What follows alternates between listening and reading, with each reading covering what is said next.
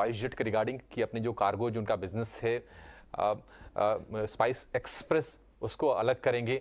2 banker से NOC मिल गई है और इस खबर पर ही स्पाइस जेट के सीएमडी अजय सिंह से खास बातचीत की है हमारे सहयोगी समीर दीक्षित ने। आइए सुनते हैं इसे। We have received 7 aircraft so far.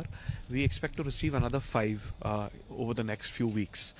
And the idea is to expand SpiceJet's network, both domestically and internationally. As you know, we've started flights to Italy, and there will be several other international destinations that SpiceJet will be starting in the next few days. So we expect that these wet lease aircraft, the majority of which are the fuel-efficient MAX aircraft, will help us in expanding our network. In addition to this, the ECLGS fund that the airline was supposed to receive, most likely this week or in coming 10 or 15 days, if you can throw some light that by when we can expect this fund and how SpiceJet is prepared for the same. So I think we are very grateful that the government has provided the ECLGS scheme and extended it. SpiceJet expects to get another 900 to 1,000 crores through the scheme, and this should be available to the airline over the next few weeks, like you said. And my one more question regarding the Spice Express, your cargo arm. You were planning to have it as a separate entity, and you were quite aggressive for the same. Any update regarding that? So we are expecting the no objection certificate from our banker. We have received that NOC from 2 of our banks, and from one more bank we expect to receive that NOC over the next few days, and then it will be a separate arm. Okay. इस express जो कि spice jet की cargo division है उसको अलग करने के लिए बैंकों से मंजूरी मिल गई है और ये जानकारी दी है स्पाइस जेट के चेयरमैन और मैनेजिंग डायरेक्टर अजय सिंह ने। और आज हम देख रहे हैं कि शेयर में तेज़ी भी है करीब 4% के आसपास की, लेकिन अभी भाव जो है 40 रुपये के आसपास की है। पॉजिटिव खबरें बहुत आई हैं स्पाइस जेट के लिए, लेकिन वो सपोर्ट नहीं कर पाती हैं क्योंकि जो इन खबरों से ज़्यादा बड़ी दिक्कतें जो फंडामेंटल जो रीजंस हैं वो हैं।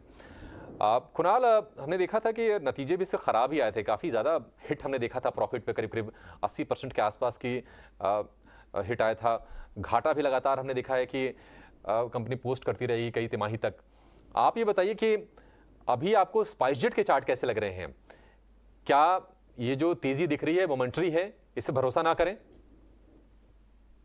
अभिषेक, करेक्शन तो बहुत ही शार्प और बहुत ही दी नोज डाइव जैसा हमने देखा था 2020 का। अगर आप बॉटम देखिए तो इस काउंटर ने 30-35 लेवल पे एक बॉटम बनाई थी, फिर से आके ये काउंटर 30-35 पे ही रुका हुआ है जून 2022 से लेकर अब तक।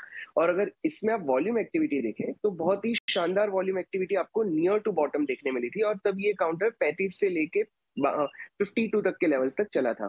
और अगर फॉर्मेशन की बात करते हैं तो एक symmetrical triangle formation right near to the bottom. I think this counter is poised for a new rally from here. मैं इसके ट्रिगर लेवल बता देता हूं, और पहला जो ट्रिगर इसका होगा वो है 42.5 टू 43। अगर स्पाइसजेट 43 के ऊपर जाता है तो इसमें हमें स्टॉप लॉस रखना होगा 35 का, और इसमें हम पोजीशन बना सकते हैं with the first target of 51, और 51 के ऊपर this counter can surprise in a much bigger way. So yes, extremely bullish, but मैं ब्रेकआउट पे बाय करने की सलाह दूंगा, और ब्रेकआउट बनेगा हमारा 42.5 टू 43 का। ठीक है, ब्रेकआउट पे खरीदना, ये ध्यान दीजिएगा, अभी नहीं लेना है। 42.5 या 43 ये अपने टेक्निकल एक्सपर्ट्स के लेवल्स होते हैं, टाइम टेस्टेड, बहुत स्टडी करके ये लेवल्स आपको सजेस्ट किए जाते हैं, तो बिल्कुल ध्यान देखिए, उसके बाद लेना है। और वहाँ से ये 50 रुपये तक का भी उड़ान भर सकता है स्पाइसजेट का शेयर।